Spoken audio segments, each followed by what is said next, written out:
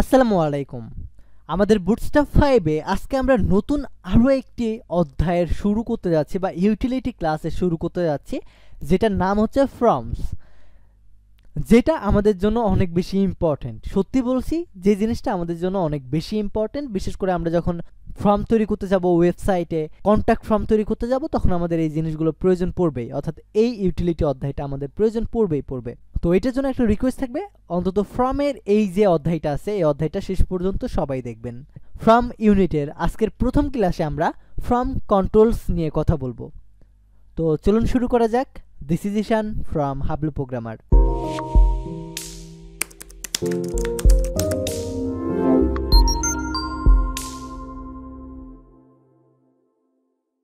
তো স্টেপ 1 এ আমি আমার কোড এডিটর এবং আমাদের ব্রাউজারকে দুই পাশে নিয়ে নিব, যেন আমাদের প্রত্যেকটা আউটপুট আমরা ঠিকঠাকভাবে দেখতে পারি।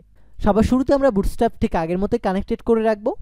অ্যান্ড সবার শুরুতে আমরা এমন টাইপের একটা ফর্ম তৈরি করতে চাই যেটা একদমই বেসিক। শুরুতে আমাদের লেভেল থাকবে, লেভেলের ভিতরে এই জিনিসটা থাকবে, দেন ইনপুট ট্যাগ থাকবে, ইনপুট ট্যাগের ভিতরে একটা প্লেস হোল্ডার, দেন আমাদের টেক্সট এরিয়া থাকবে, আর অবশ্যই উপরে লেভেল থাকবে।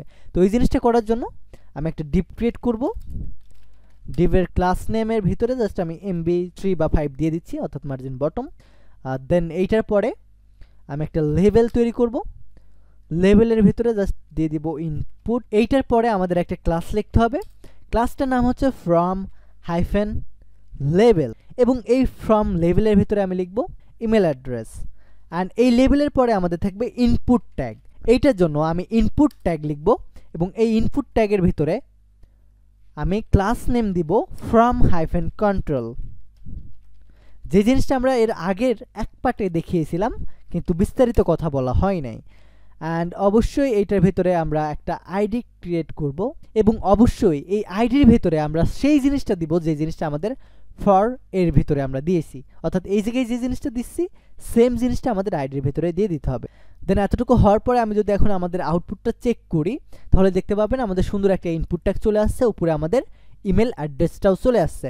এখন আমরা এইটার ভিতরে প্লেস হোল্ডার চাই। তো প্লেস হোল্ডারের জন্য এটার ভিতরে জাস্ট লিখে দিব আমি place holder inter your mail, save করে দিলাম, রিফ্রেশ করলাম। এখন দেখতে পাবেন ইন্টার ইয়োর মেইল আমাদের ভেতরে লেখা হয়ে গেছে।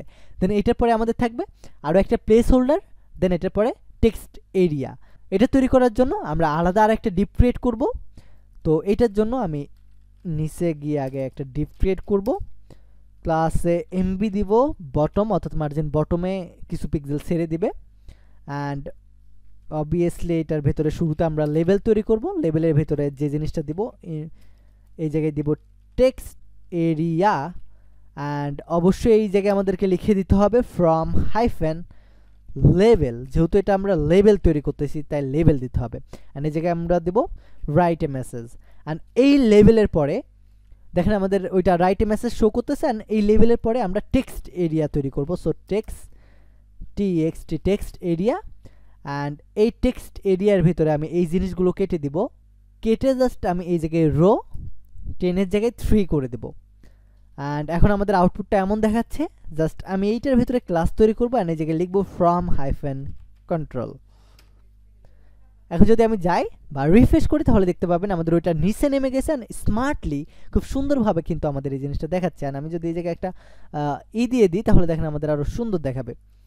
ওকে, দেখেন আমাদের এখন খুব সুন্দরভাবে দেখাচ্ছেন। এইটার ভিতরে যদি আমরা প্লেস হোল্ডার ইউজ করতে চাই, যে ইন্টার ইয়োর মেসেজ, এখন যদি আমি সেভ করি, তাহলে দেখতে পাবেন এটার ভিতরে প্লেস হোল্ডার তৈরি হয়ে গেছে। শুরুতে আমাদের ইমেল অ্যাড্রেস, দেন আমাদের মেসেজ। তো আমরা যদি এটার ভেতরে আমরা যদি মার্জিন অনেক বেশি না চাই, তাহলে MB1 দিয়ে দিব। অ্যান্ড অবভিয়াসলি এই জায়গায় MB1 দিয়ে দিব, তাহলে দেখেন কাছাকাছি থাকবে। বা এই জায়গায় 2 দিয়ে দিলাম, একেবারে কাছে হয়ে যাচ্ছে। দেখেন এখন আমাদের মোটামুটি একদম ফর্মের মতো দেখাচ্ছে, এইটার মতো। তো আমরা তো খুব সহজেই একটা ফর্ম তৈরি করে ফেলতে পারলাম, কিন্তু আমরা যদি এই ফর্মের ইনপুট ট্যাগটাকে ঠিক এটার মতো বড় করতে চাই, তাহলে কি করব?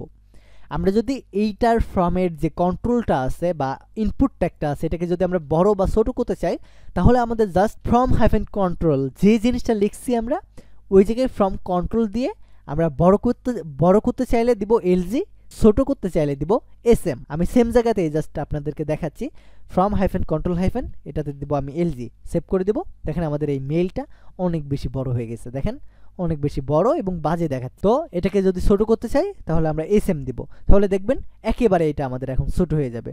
তো আমরা একেবারে এসএম চাই না, আমরা নর্মালটাই চাই।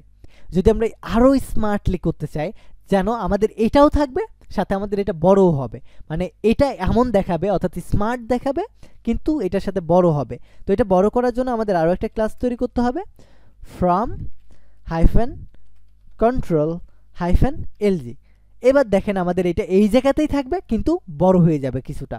তো এই জিনিসটা আমরা ফ্রম কন্ট্রোল দেওয়ার পরে আবারও ফ্রম কন্ট্রোল, দেন আমরা লার্জ সাইজটা দিব, দেন আমরা যদি স্মল চাই তাহলে এসএম দিব। দেখেন আমাদের এখন ছোটো সাইজ দেখাবে।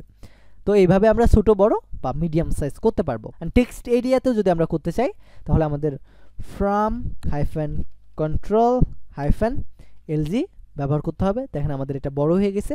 যদি এসএম চাই এসএম দিব, অ্যান্ড এসএম হয়ে গেছে। অ্যান্ড আমরা যদি এটা না চাই অর্থাৎ ফ্রম কন্ট্রোলটা যদি ভাঙা টাইপের চাই তাহলে just from control hyphen SM দিব, তাহলে দেখবেন কোনো স্টাইল থাকবে না অ্যান্ড বড় দেখাবে এটা।